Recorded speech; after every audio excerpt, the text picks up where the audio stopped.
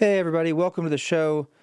My name is Conrad, and today I want to talk to you a little bit about my experience going to a psychiatric hospital.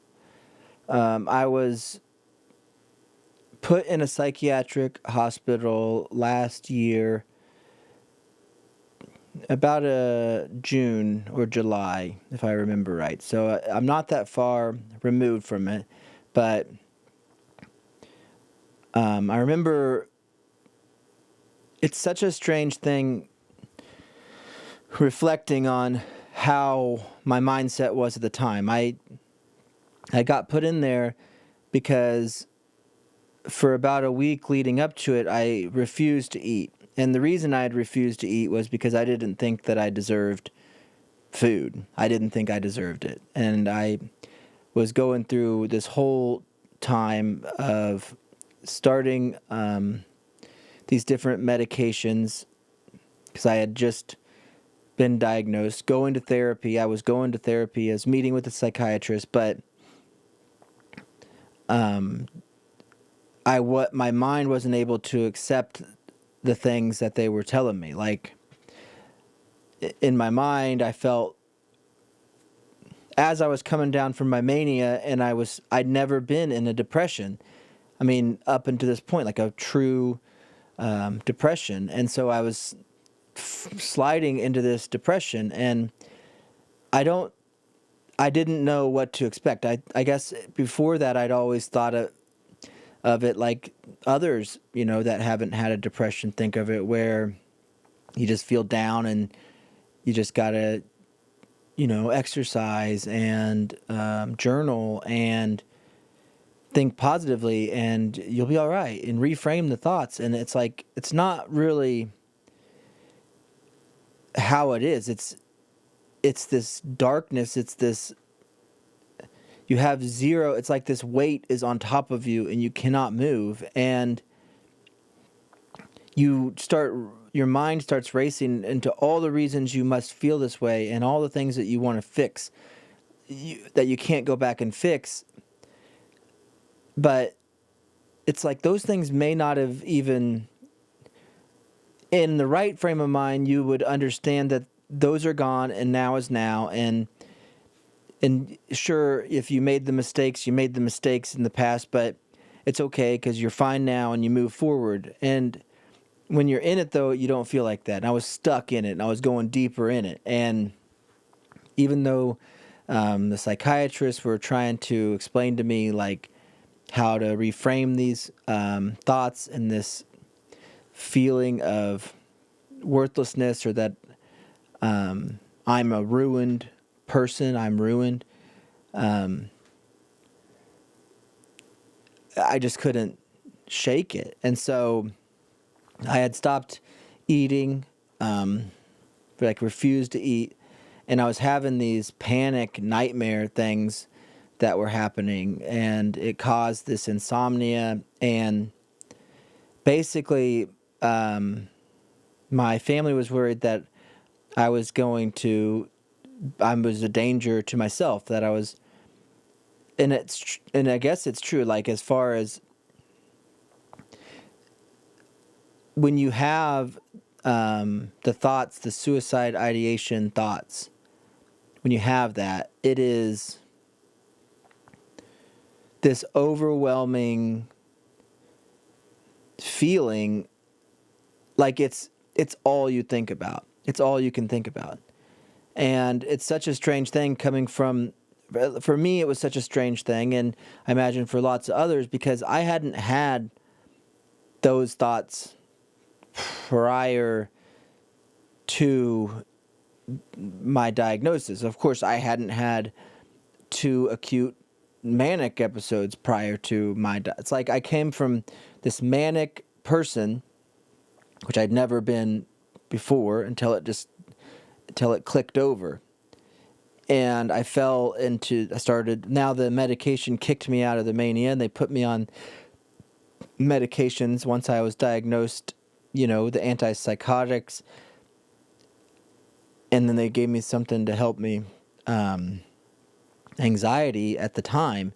But the antipsychotics that they had me on at the time, they were just trying. I mean, they don't know what they're going to do to me. And a lot of those have side effects of the suicidal thoughts. And so you just take them and hope that it's not you that has those side effects. But I've never even understood what those mean. Like, what does it mean when you have that? Is it just like everything else where it's like, hey, I'm just going to jump out of this building or whatever? It's not that, though. It's like this hourly, this minute by minute circle of feeling worthless and thinking you're a burden, and you don't want to be a burden. Like, that's what it is. And I was deep in that thought process. And even though I had a psychiatrist and I went to like even an emergency like meeting with a psychiatrist, they couldn't break me out of this spinning cycle of it. Like, and I could barely put my thoughts together correctly. I was going down, and I was still, and I didn't realize it at the time. When you're in psychosis, you don't realize it at the time that you're in it. You just think that what's around you is real. And so I was still getting these times, these moments of kind of either audio or visual hallucinations, but really more just this feeling of paranoia. And so it was like I was in kind of a mixed state. I was still getting these tremendous rushes of paranoia and then simultaneously being in this feeling of worthlessness and this depression at the same time. And so because of that, my wife finally took me to the ER. Like, she finally couldn't do anything else, and she didn't know what else to do. And so she took me to the ER, and I waited for a psych ward to have a bed open, and I waited for a long time at the ER. And I felt so bad being there, like that the bed that I was in at the ER should have been for somebody who actually had an emergency. This isn't for me. I'm not going to do anything. I don't want to be here. And meaning I don't want to be at the thing, but at the hospital waiting. But I was there for a very long time. And I remember even being there thinking that the nurses and the people that I saw through the window of my ER room were like conspiring against me. Like, we're all talking. One, they're ashamed that you're there. They're there to save people's lives, and you get admitted thinking that you don't want to be alive. It's like there's this weird thing that you feel like it is an embarrassment, and then you can't get over it. Like, it's just like, yes, I should be. You don't want to feel that way. I wish that you can't explain to people who haven't felt that way how bad that feels. Like, you don't want to feel that way. You want to have this gratitude towards life and towards your blessings and towards all this, and your brain is not allowing it. It's not allowing it, whether it's the medication or just the illness of bipolar, or it's this mixed state that I was in with the illness. I don't know, but your brain was not allowing it. Even when you wanted to feel grateful, you felt like you didn't deserve that blessing, that gratitude. You felt unworthy of it, and made you want to be gone even more. And that was why it was so difficult. So I felt embarrassed. I felt like these people were conspiring against me, the nurses and the emergency people that I saw coming in and out of that place while I was waiting for my bed. And I finally got a bed in a different town, and they drove me to this other town to check me into this psych ward, and I still hadn't eaten much over the past week, and I'd lost all this weight, and I was kind of refusing to eat because I didn't think I deserved it. And I just sat there the first day. I thought that the other members, at this point, I had thought that the other members of the psych ward, the other patients, were put there. The reason it took so long for me to get a room was because the hospital was sending first responders to act like patients at the psych ward, and those first responders were going to murder me once I was there. That was the thought that I'd had. And even after I got checked into the psych ward, I remember getting like walked up to the meeting area where my wife was and telling her, like, I get it now. They're going to get me. Like, don't worry. I understand. Like, I was accepting it. Like, this is my fate. Like, these people are going to attack me and murder me, and I get it. And I understand why you did this to me. Like, I understand why I'm here. You set me up to get this, but I deserve it. That's how low I was at, and that's how misunderstood I had, like this misunderstanding, this skewed paranoia of the whole situation, where that's what I thought was going to happen. And so I didn't really get much sleep that night, and I was hesitant to eat, and I was thinking that nurses and other patients were conspiring, and it led into this, like, I started feeling okay after the first night and into the second day at this psych ward. Like, okay, maybe that's not true. Maybe these other people, like, I started seeing the patients, like I was breaking out of this kind of manic depressive part, like this mixed state part where it's like, wait a minute, these are just patients. They're just like me. They got problems. And I started to feel that way, but it didn't take much. It just took like one trigger, and I forget what it was, but I had this something happen that triggered me into this fear again on that second night I was there, where after I'd eaten dinner with everybody up in the cafeteria, I come down and I sat down in a chair, like away from everybody else, and I just went into this complete paranoid hallucination, basically, where I was listening to all of the other members conspire to what they were going to do to me. And I sat there for a few hours, probably, not speaking, not moving, just in this fear, and then getting put into my room, basically, like, okay, let's go sit down. And I sat on my bed all night, waiting, thinking that, like, listening to people in the halls and thinking that there was this whispering going on. And there was some of that. And there was my neighbor, my person on the other room next to me, was he would have these night things and he'd kick in the wall. And I thought, like, man, and I would hear them say that they're going to, like, cut me up and they're going to put me in the toilet where I belong and they're going to use me. And then I was hearing all my mistakes by them, like, as they were wandering the hall, like they were talking about the mistakes that I made, like the things that I did while I was manic, and they were saying them, like they knew them. And again, I thought that they were like these first responders, these police and firemen and military operatives that were there for me, that had been put there for me to punish me. And I just remember, like, staying up all night, refusing to take my medication. And when the nurse would come check on me, the orderly, they'd check on you every 15 minutes. And so I wouldn't look at them. I thought they were like, I'd hear them laughing about me, like they were planning it, and they were, okay, I'm going to go check on him, like that kind of thing. And then go back and laugh. No, he's still awake, and we're going to get him, and all this. I mean, it never stopped. And then I felt like I heard helicopters land and all these things. I had built this whole thing in my mind of this demise that was going to happen to me. And even what I ended up doing was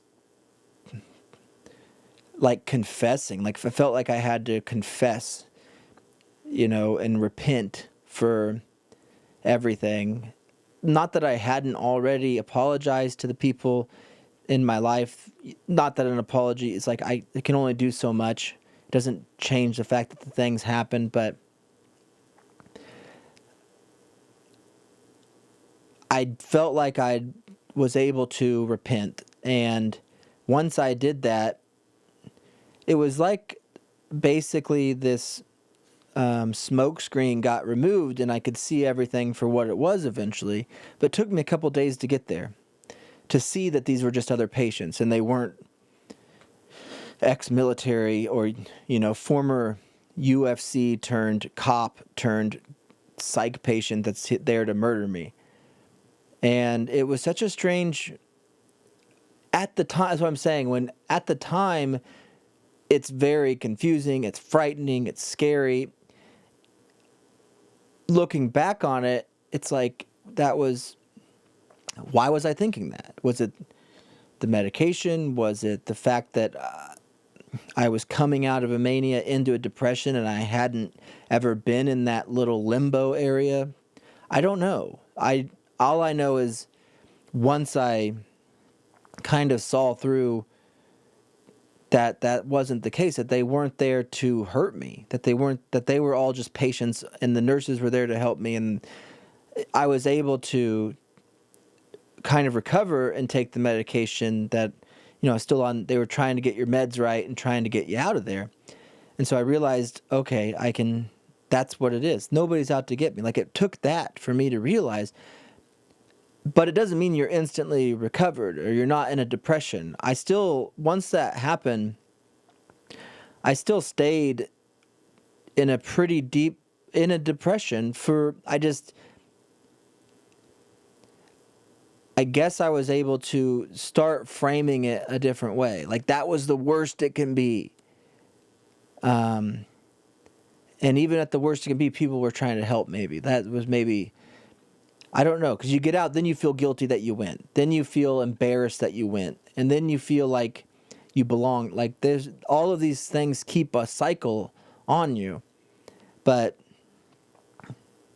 it took going there, living through what you think is this covert operation of this murder scheme for you, even though, and it's as real as it can be. And then all of a sudden, the smoke disappears and it's not that. And you live through these little moments so you don't know what's real and what's not and why it's not and why it happened.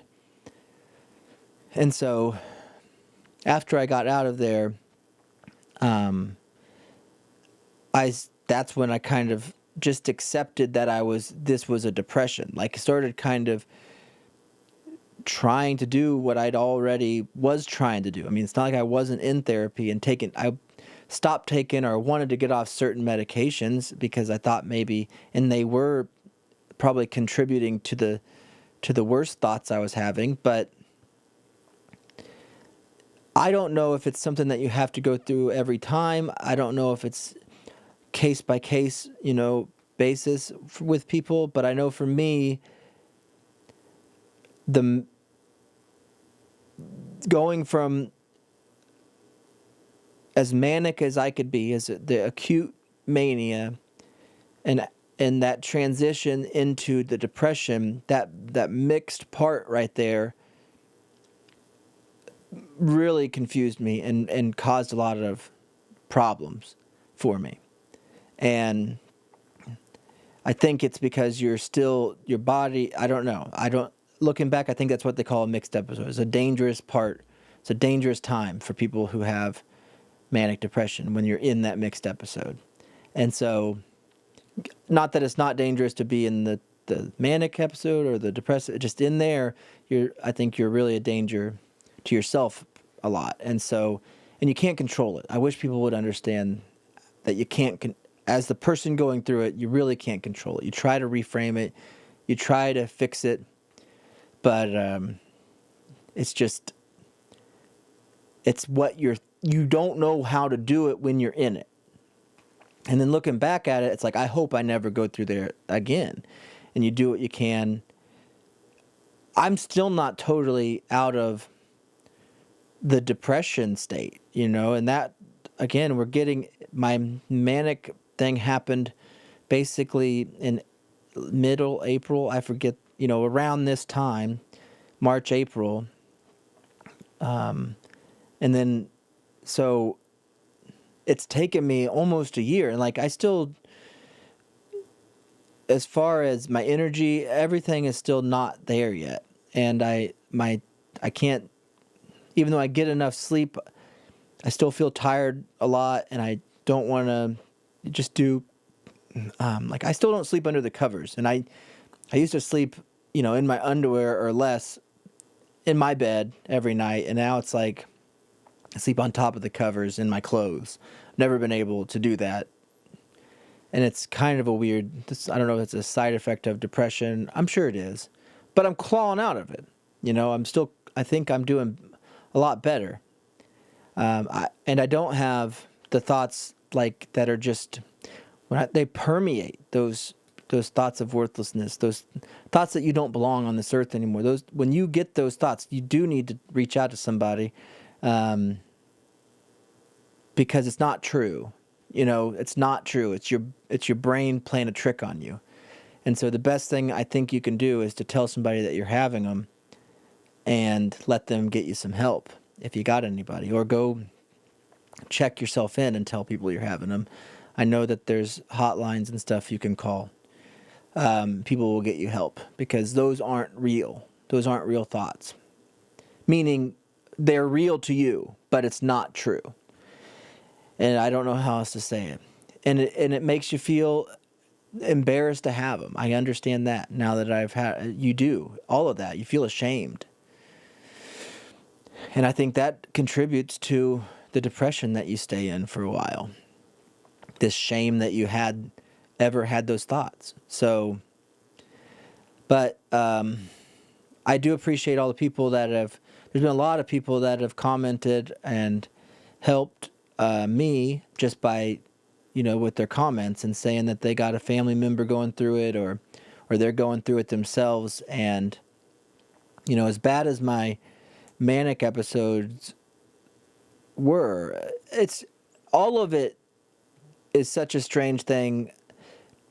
Becoming diagnosed, realizing that there was a part of your life where at some point a switch was flipped, and you weren't in control anymore totally. Like something, you went haywire, you lost your mind, whatever that is. And so deciphering, like, you start piecing stuff back together from your memory, and you try to attribute it. Like, is this the illness? Is this me? And it's a very confusing thing, because it's not a natural thing to do. It's obviously because it's part of the disorder, so it's hard to do. But anyways, this has helped doing these, and even though it was a scary time going to the hospital, I don't know what else I could have done. Because again, I wasn't living in the real world at that moment. Like, things were still, the paranoia, all that stuff becomes your own mental real world, but it's not reality. And it takes time to get out of it. And it took time, even after I got out of the hospital. And it's taking time now. So that is one thing. Even though people have reached out, I just want people to know, like, it's a process. I am doing great in comparison to that moment, but I'm not feeling great in the sense that I'm still trying to heal the wounds that I've caused, heal the wounds that I have in myself. Forgive myself is one of the hardest things that I'm going through. For having, even if people, like, it's not your fault. It's like, yeah, I know, but it's still, you got to forgive yourself. And sometimes that's hard. So, and it is, and I'm still doing that. So, and I guess when it's like, you're doing great, it's like in my mind, I'm also comparing it like, well, I felt pretty great at times, when now looking back, I might have been in kind of a hypomanic state when I was feeling it. It's like, so I don't know, if you've been not your total self, if not neutral, not stable for a few years, it's hard to remember what great feels like. The real great. So I'm still on that journey with a lot of other people. So if you guys are going through something also, please comment. I hope that these videos continue to help people in some way. And so, with that being said, don't let your meat loaf.